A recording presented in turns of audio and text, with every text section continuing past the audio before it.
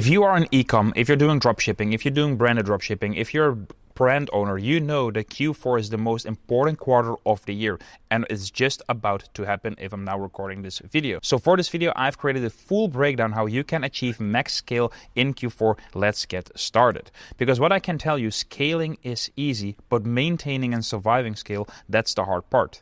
Because this is what we call the Icarus effect. Icarus is a famous Greek mythology when Icarus was flying too high because he thought he could fly to the sun, but his wings were melting and he died and crashed in the ocean. But if you fly too low, it gets dirty, your wings, and then you will be pulled down to the ocean. So you need to find the sweet spot, the balance in life to maintain life and maintain the scale that you want to do in Q4. And I can tell you, I have learned it again this year, the pretty hard time.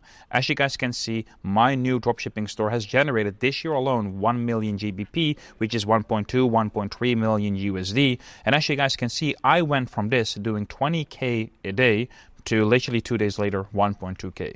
And that was just stupid. And it happened because a few reasons. And I'm going to tell you of these reasons today. So the first reason is that I was being ignorant. I thought already I knew everything and that I did not need to have backups and everything went well and nothing was going to happen.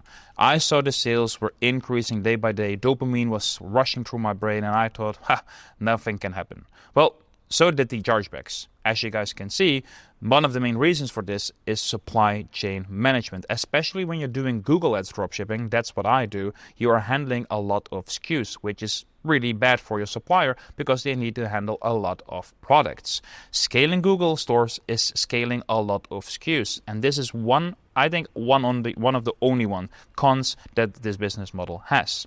So my order processing went from 2 days to 5 days because I was scaling. They were still sourcing the products and they could not find the products, and then the sourcing took 5 days.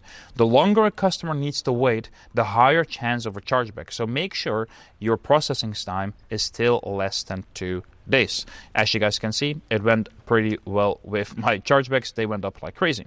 Here you guys can see as well the graph with the revenue is almost the same as my chargeback rate. My chargeback rate hit the 2% in last month and then my payment providers crashed.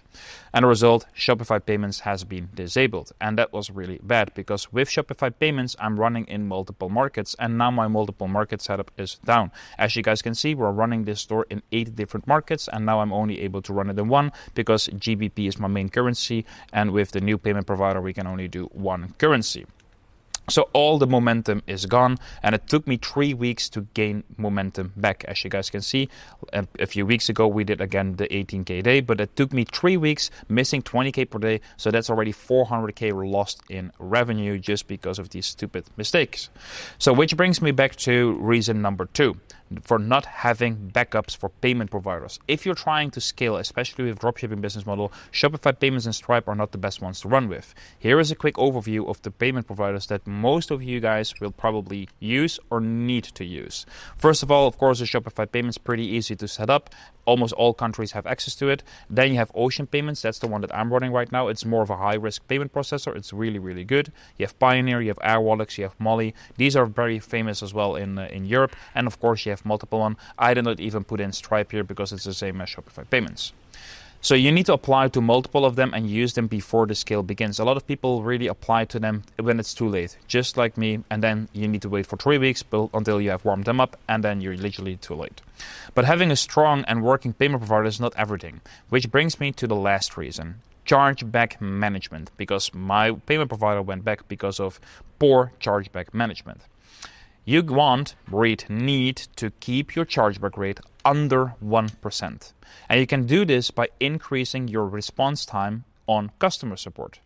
As you guys can see, on the 1st of June till the June 30th, you guys can see my response time was 14 hours. So the first response that my customer got was 14 hours, which is too long. It's way too long. So what I have been using is Replier. Replier is a startup company that helps you with AI customer service support for dropshipping. This tool is fully dedicated to only dropshipping stores, which is amazing because that's what I've been doing. And as you guys can see, because of Replier, my response time went back to 6 minutes, which is amazing. And this is what customers love. Within 6 minutes, they get a personalized message from the AI, and they will never know that this is AI.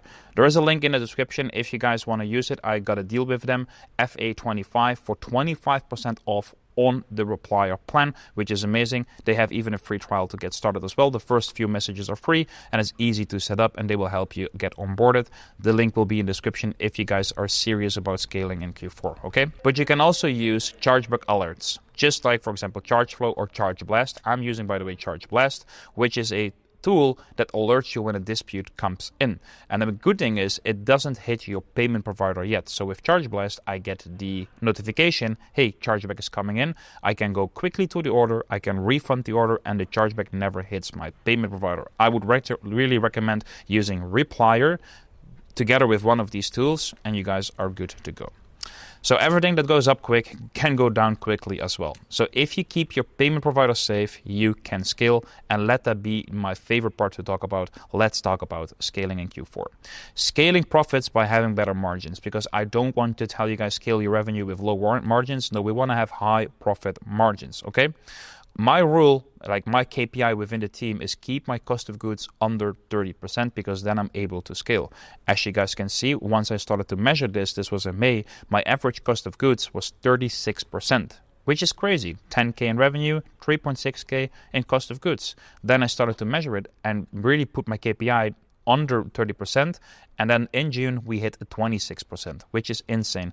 Almost 10% in extra profit margin by just increasing prices. So how to achieve better margins?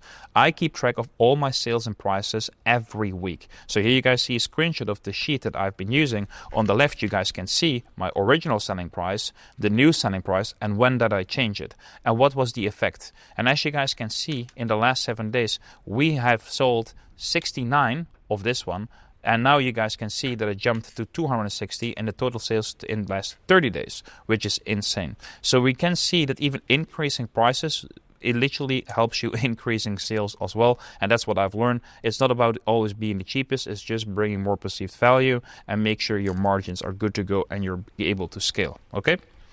And of course, asking supplier for better deals. That's what I do. Every product that I get 10 plus sales with, I ask for better prices.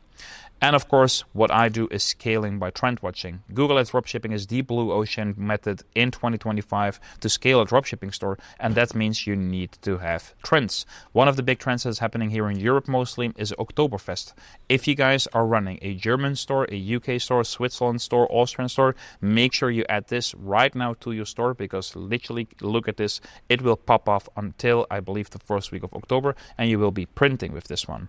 The second thing is what I have been printing with this summer was air cooling. As you guys can see, in the United Kingdom, the last 2 months it was crazy because there was a big heat wave going on. I saw that was happening. I put a lot of air coolers, fans, and this kind of stuff on my store, and it went crazy. And this is how we were doing 20K per day just selling air cooling products. And of course, what is in the US will be big in October, Halloween. You guys can see already it is already picking up. So this is a trend you should be utilizing on your store, okay? Otherwise you're sleeping. You will be making money because of this video, because now you know some trends that you can put on your store. So if you want to maximize results, this is your formula. You need to list trending products 3 weeks ahead, plus keeping your cost of goods under 30%, times pack-up payment processing. That is the consistent scale. And as you guys can see, I'm not the only one that is scaling with this strategy. As you guys can see, here you see some screenshots from the Freedom Achievers community where I teach people how to make 1K per day with only Google Ads Dropshipping. Paul hit his first 4K day with a ROAS of 3.3, which is insane. I think this will be 30-35% netto profit, which is amazing. And Amedio, he just joined the community as well, I think 2 months ago, and he already is printing a 5K a day with a ROAS of 6. So if you're really serious about making money with Google Ads Dropshipping and you want to tap into the blue ocean, first link in the description is where you can join Freedom Achievers. And maybe now you're wondering, but Jesper, which market do you recommend to start with Google Ads Dropshipping? Well, I have this video for you where you can literally watch this video and see which markets I recommend to start scaling your Google Ads Dropshipping store. Thank you for watching and see you in the next one.